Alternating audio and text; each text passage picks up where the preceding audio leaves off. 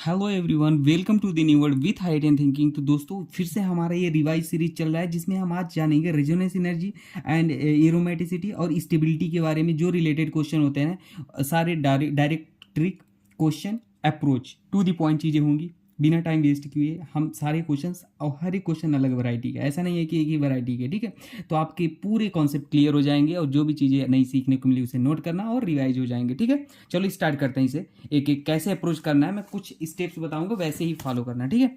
अगर मान लो आपको क्या निकालना हो, रेजोनेंस एनर्जी, तो सबसे पहले जानो resonance energy is directly proportional to stability होता है, ठीक है। तो चाहे रेजोनेंस एनर्जी कहे और स्टेबिलिटी कहे, बात एक ही है, ठीक है। अब देखो, और ये भी डायरेक्टली होता है किसके, एक्सटेंट ऑफ रेजोनेंस, या बोल लो रेजोनेंस के, ठीक है ना। जितना ज़्यादा रेजोनेंस एनर्जी होगा उतना ज़्यादा स्टेबल होगा, उतना ज़्यादा उसमें रेजोनेंस होगा, ठीक है। अब देखो क्वेश्चन को अप्रोच किस तरीके से करना है। सबसे पहला कॉन्सेप्ट हमेशा सोचना, क्या देखना है, अगर कोई पहला, ठीक है ना, पहला ये देखना, एरोमेटिक जो होता है वो नॉन एरोमेटिक से ज़्यादा स्टेबल होता है और एंटी एरोमेटिक एकदम लीस्ट स्टेबल होता है, ठीक है। फॉर एग्जांपल इसी अप्रोच में चलना, पहले एरोमेटिसिटी देखना। आप देखो, मान लो मेरे पास क्या है, ये क्वेश्चन है, ठीक है, ठीक है। देखना, ये हो गया और एक हमारा ये हो गया, ठीक है। और एक हम नॉन एरोमेटिक का केस, यही दो लेते हैं, ठीक है। अब देखो, इसमें आपसे अगर बोला कि बताओ इसमें रेजोनेंस एनर्जी या स्टेबिलिटी बताओ, तो कैसे बताओगे। तो सबसे पहले देखो, एरोमेटिक है या नॉन एरोमेटिक है, एंटी एरोमेटिक। अब कोई कहेगा sir aromatic, non aromatic, anti aromatic, ये कैसे जानेंगे, तो ट्रिक जानो, ठीक है। ट्रिक ही बताते हैं डायरेक्ट, और ये मैंने बता भी रखा है प्लेलिस्ट में, अलग से एरोमेटिसिटी का ट्रिक है, लेकिन यहाँ भी बताते हैं। देखो, अगर पाई इलेक्ट्रॉन डिवाइड बाई 4 करो, ठीक है, अगर वो कंप्लीटली डिविजिबल नहीं होता है तो हमारा एरोमेटिक होगा, और अगर डिविजिबल हो जाता है तो एंटी एरोमेटिक होगा, और अगर एक भी sp3 कार्बन दिख जाए तो नॉन एरोमेटिक होगा, ठीक है। अब देखो यहाँ पे डायरेक्ट बताते हैं क्वेश्चन। देखो यहाँ कितने पाई इलेक्ट्रॉन है, नेगेटिव एक एक पाई बॉन्ड मतलब 2 इलेक्ट्रॉन, तो कितने पाई बॉन्ड है, 2 2 4, और नेगेटिव चार्ज मतलब भी 2 इलेक्ट्रॉन, तो 2 6, टोटल 6 इलेक्ट्रॉन है पाई इलेक्ट्रॉन।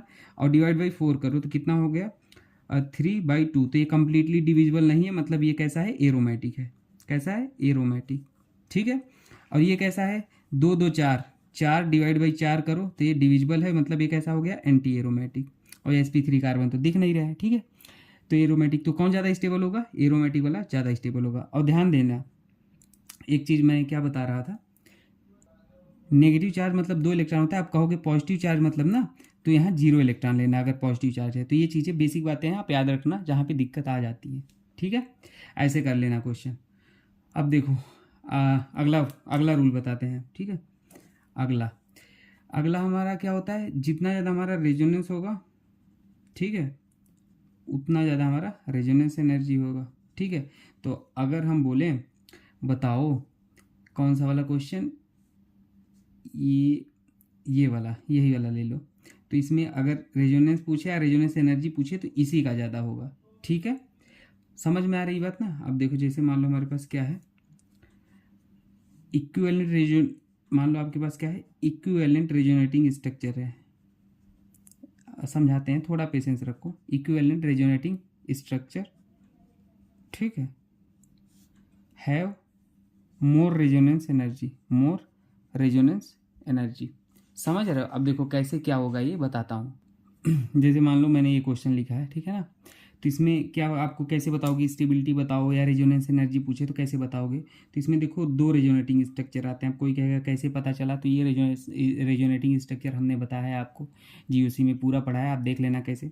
ये बेंजीन है, ये नेफ्थलीन है, इसमें 3 रेजोनेटिंग स्ट्रक्चर आते हैं। ये एंथ्रासीन है, इसमें 4 रेजोनेटिंग स्ट्रक्चर आते हैं। क्या पता यही पूछ ले, याद रखना।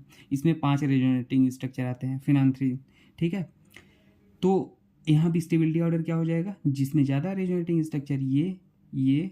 अब इक्विवेलेंट रेजोनेटिंग स्ट्रक्चर का क्या मसला था, तो इक्विवेलेंट रेजोनेटिंग स्ट्रक्चर मतलब कहीं पे अगर दिख रहा है ना, मतलब कई सारे, जैसे कार्बोक्सिलिक एसिड लिख लेते हैं, तो इक्विवेलेंट मतलब क्या, देखो इसका रेजोनेटिंग स्ट्रक्चर ड्रॉ करोगे तो ये आएगा।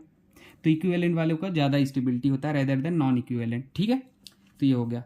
अगला क्वेश्चन, अगला वैरायटी हम लिखते हैं, पेज को पलट के, ठीक है।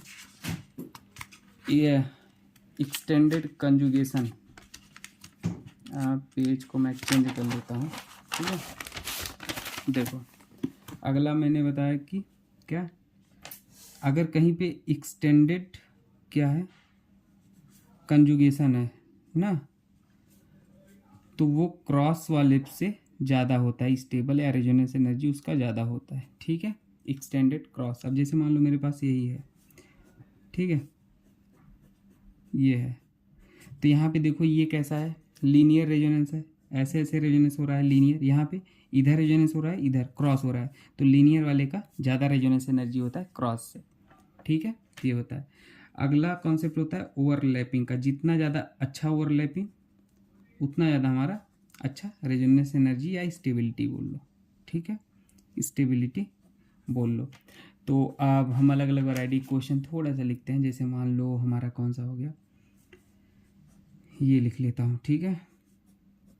देखो अब यहाँ पे तो देखो यहाँ पे कौन सा रूल लगाओगे, यहाँ पे सारे पाई बॉन्ड लीनियर कंजुगेशन सब फेल हो गया, तो ओवरलैपिंग का कॉन्सेप्ट सोचो, यहाँ ऑक्सीजन है सल्फर है, ठीक है, ऑक्सीजन के पास क्या होता है 2p ऑर्बिटल और सल्फर के पास क्या होता है 3p ऑर्बिटल, तो ओवरलैपिंग कहाँ पे अच्छा हो सकता है बताओ, ओवरलैपिंग 2p वाले में ज़्यादा अच्छा होगा 3p के कंपैरिजन में, क्योंकि ये साइज़ बड़ा है, तो जहाँ साइज़ छोटा है वहाँ ओवरलैपिंग अच्छा होता है, तो इसलिए हमारा ये ज़्यादा स्टेबल होगा, ठीक है, समझ गए। ऐसे मान लो एक कॉन्सेप्ट और लिखते हैं ओवरलैपिंग के बेस पे, ठीक है, और हमारा क्या था OH लिख लो और यहाँ पे SH लिख लो, तो यहाँ पे आप देखो स्टेबिलिटी कैसे बताओगे, यहाँ पे ऑक्सीजन है, यहाँ पे सल्फर है, तो फिर वही केस, ऑक्सीजन स्मॉल है, ज़्यादा अच्छा लो ओवरलैपिंग होगा कंपेयर टू सल्फर, ठीक है।